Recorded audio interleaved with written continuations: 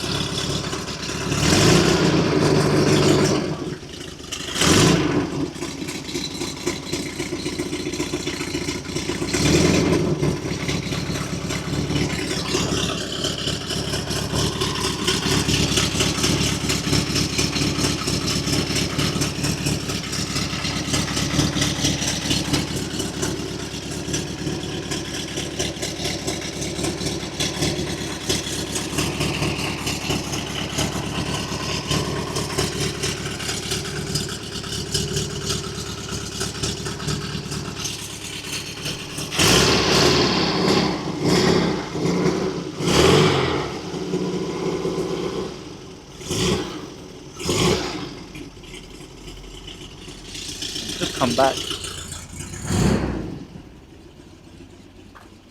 And then... Alright, so here we are, we're out on the Volkswagen T2 Campervan split screen. The year is 1962, with the owner, Lucy, and she's going to tell us about how this beautiful machine runs and drives. So, Lucy, when you're ready, if you would like to tell us about, as you're steering, and going around this circle, we might talk about the steering, haven't we? Yeah, so obviously 1962, so it's had a reconditioned 1641cc VW engine, which was completed by Harry Harpix, who are a VW specialist, and obviously other work been done to maintain it. So old classic car, so obviously you know, meant to be driven slowly and enjoyed the country roads. That's me slamming on the brakes. So obviously they're old drum brakes, there's no disc pads, but obviously still really good in terms of slowing down. Obviously that's going into reverse, 4 gears with the reverse, obviously pulling away. You can hear it's got an American vintage exhaust on the back, which looks good and obviously sounds good as well. Obviously the 4 gears, you can get up to speed on the motorway quite easily. And keep up with traffic, which obviously is most important. I love driving it. Old, no obviously power steering, so a good old busman's wheel, which has to be fed through, which is part of the joy of driving a VW campervan. Amazing, thank you. So how does the steering feel? Is it light? Is it heavy? Do you have to, because I mean, from where I'm sitting, you're making it look really, really easy, so. Yeah, it's obviously if you're used to just the power steering, it will feel a little bit heavy, but obviously I'm used to driving the campervan. So obviously the old busman wheel, it's the old feeding through the hands, but you know, in terms of you can, you know, just pull it round and it's, you know, fairly easy to do. Obviously then just obviously hitting gear and driving at the same time can be interesting if you're not used to it, but again, part of the joy of a campervan. Cool, bro. And earlier when we came back around here, you touched on the brakes. Obviously, Yep. they're old brakes, which Yes, is drum absolutely brakes. fine. How does the pedal feel on the foot to you? Is it responsive? Is the bike quite high up? Is it low down?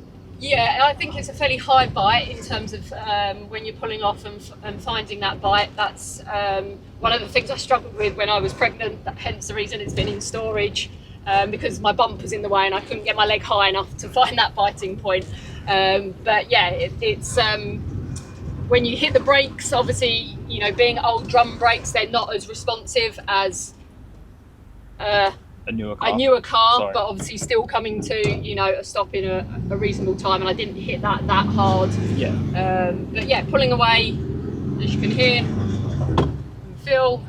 And the gearbox is nice and smooth. I mean, you made that look super easy as well, to be fair. Yeah, so. obviously it's only got 4 gears plus then the reverse, so you know you can't really go wrong with the gearbox.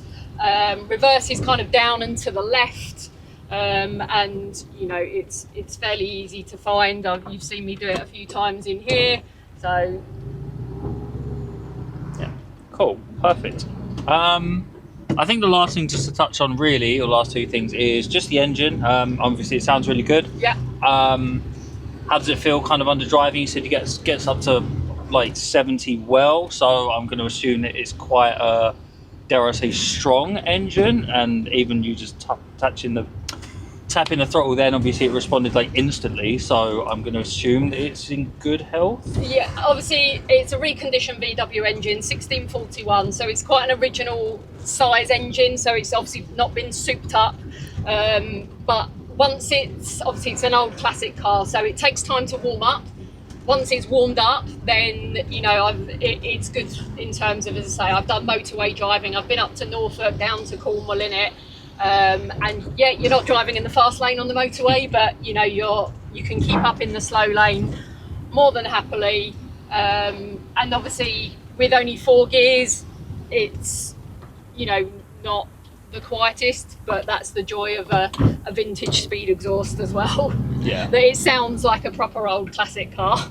That's exactly what we like. And just finally, suspension. Obviously, where we are at the moment is a bit bumpy and stuff.